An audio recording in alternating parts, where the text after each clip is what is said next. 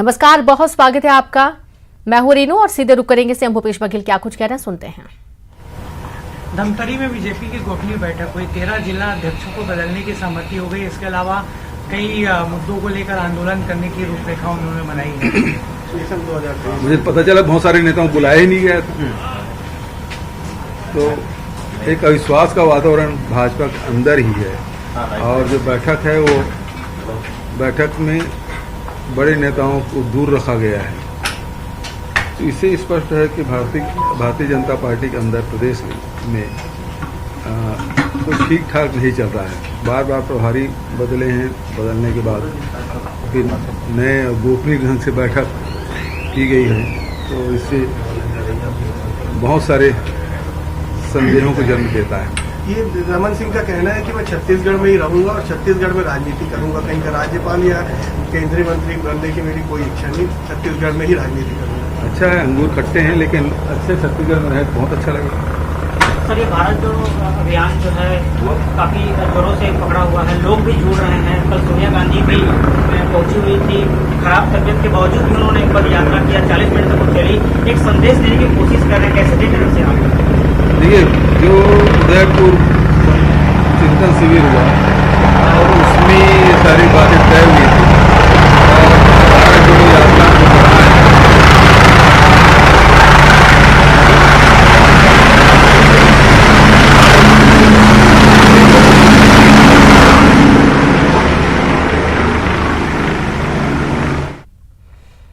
तो सुना आपने सीएम भूपेश बघेल को। और अब चलिए अगली खबर का रुख करेंगे। भोपाल से बड़ी खबर है। शहर में देर रात बारिश का कहर देखने को मिला। होटल पलाश के पीछे कंक्रीट वॉल गिर गई। नाले के ऊपर बनी कंक्रीट वॉल गिर गई। कई जगहों पर पेड़ गिरने से गाड़ियों को और घरों को भी नुकसान हुआ है। जैसा कि आपको मालूम है कि लगातार बारिश हो रही है और इस बारिश के मौसम में कंक्रीट की जो दीवार है वो गिर पड़ी है होटल पलाश के पीछे, और यहाँ पर गाड़ियों को, घरों को भी काफी नुकसान हुआ है। खबर भोपाल से है। तो अक्सर ये देखा जाता है कि कच्चे मकान, कच्ची दीवारें गिर जाती हैं, लेकिन बारिश का जोर इतना ज्यादा है कि कंक्रीट की दीवार भी यहां पर गिर पड़ी। नाले के ऊपर बनी थी कंक्रीट वॉल और ये गिर गई है। ये तस्वीरें भी आप देखिए। तो वहीं कई जगहों पर पेड़ गिरने के भी मामले सामने आए हैं और इसके चलते कई घरों को और गाड़ियों को नुकसान पहुंचा है। तो कई बार पेड़ रास्ते में भी गिर जाते हैं, लोगों का आना जाना मुश्किल हो जाता है। होटल पलाश के पीछे का ये पूरा घटनाक्रम है। बारिश की वजह से कंक्रीट की वॉल गिर पड़ी और नाले के ऊपर ये दीवार बनी हुई थी जो गिर गई है। खबर भोपाल से है। तो आप देखिए कि अच्छी खासी बड़ी दीवार है जो कि बनाई गई थी, लेकिन ये गिर पड़ी। अब अक्सर ये देखा जाता है कि बारिश के समय में कच्चे मकान, कच्ची दीवार गिर जाती है, लेकिन कंक्रीट से बनी दीवार भी यहां पर गिर पड़ी। शहर में देर रात बारिश का कहर देखने को मिला। जोरदार बारिश हुई और बारिश होने की वजह से कई जगह नुकसान हुआ है। नुकसान की कुछ तस्वीरें आपको दिखाई जा रही हैं।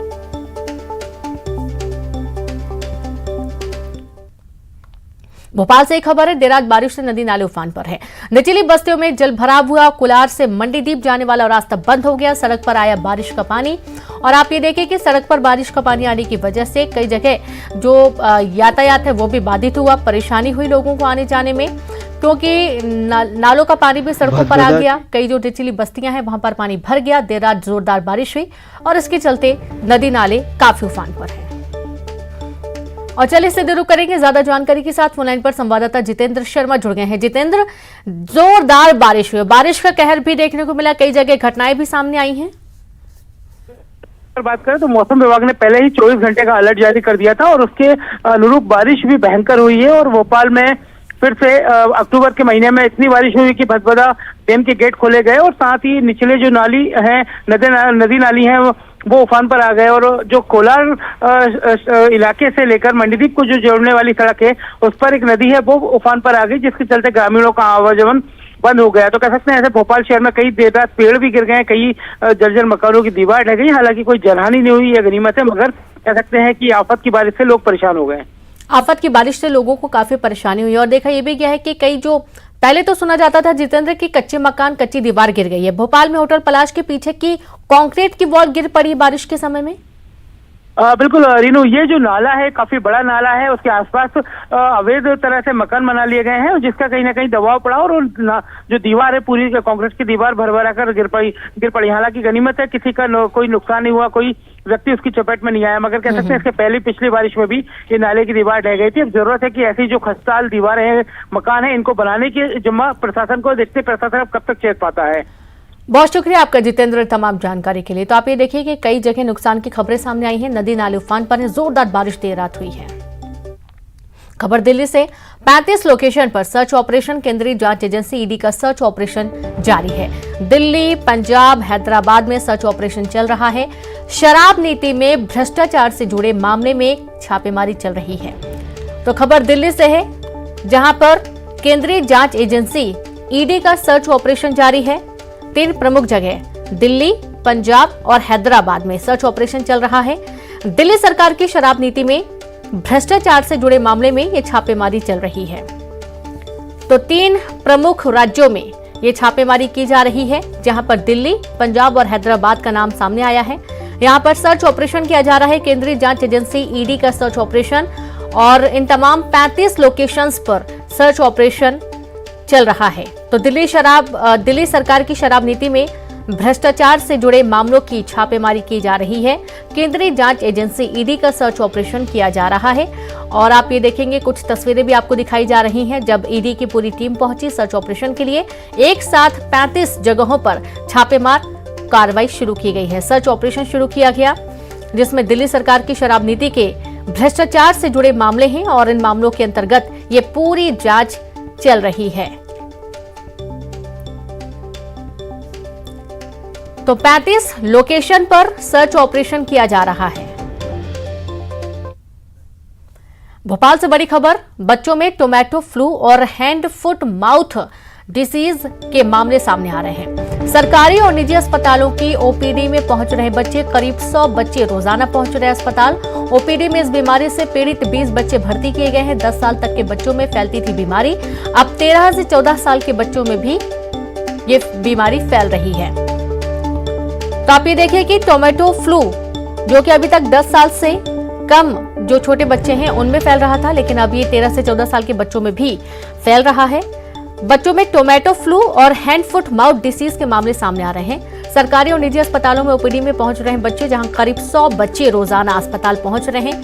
ओपीडी में इस बीमारी से पीड़ित 20 बच्चे भर्ती किए गए हैं। 10 साल तक के बच्चों में ये बीमारी फैलती थी, अब 13 से 14 साल के बच्चे भी इसकी गिरफ्त में आ रहे हैं। सीधे रुक करेंगे ज्यादा जानकारी के साथ, संवाददाता रंजना जुड़ गई है। Ranjana, tomato flu, hand foot mouth disease, ये 2 चीजें तो देखी जा रही हैं, बच्चों में अब फैलती जा रही है। पहले देखा जा रहा था कि 10 साल से कम उम्र के बच्चों में ये फ्लू फैल रहा था, अब 13 से 14 साल के बच्चे भी इसकी चपेट में आ रहे हैं।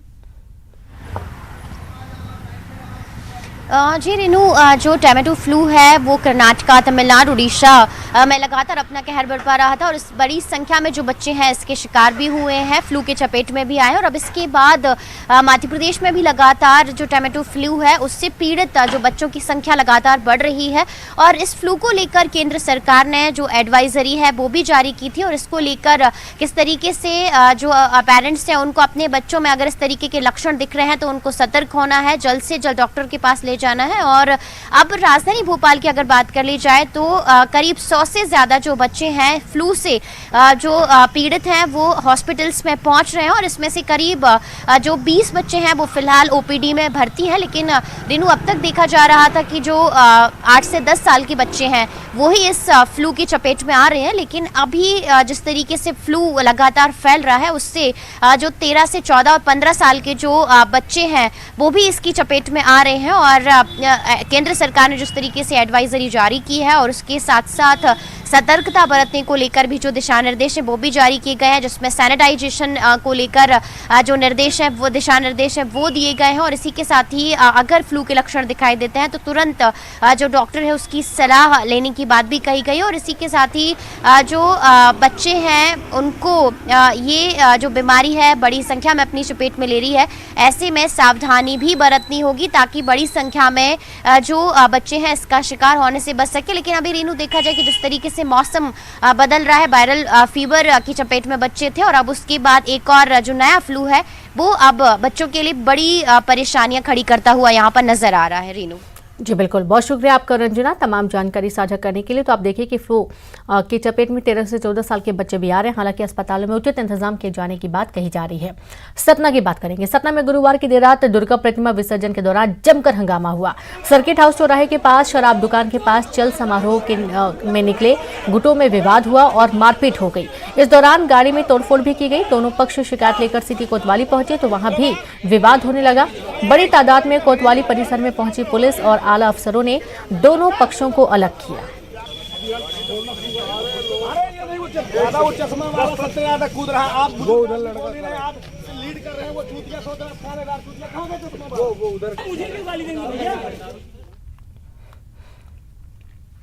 सतना के सिविल लाइन थाना इलाके के पतेरी में बर्थडे पार्टी में गोली चल गई। 2 युवाओं के बीच नशे में विवाद हुआ और 5 राउंड गोली चली। गोलीबारी की घटना में 2 लोगों को गोली लगी है।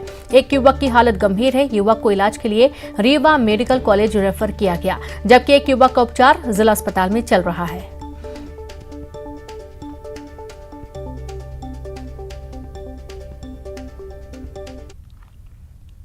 महाराष्ट्र के सतारा में एक घर में तेंदुआ घुस आया। बताया जा रहा है कि घर में एक पालतू कुत्ता रह रहा था, जिसका शिकार करने तेंदुआ घर में घुस आया।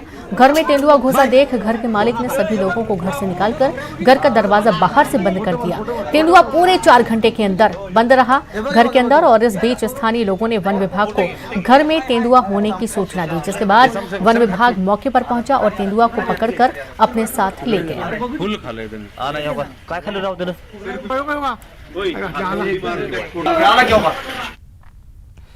और चलिए अब रुक करेंगे सुपरफास्ट खबरों का। मशहूर अभिनेता अरुण वाली अब हमारे बीच नहीं रहे। 79 साल की उम्र में मुंबई में ली अंतिम सांस।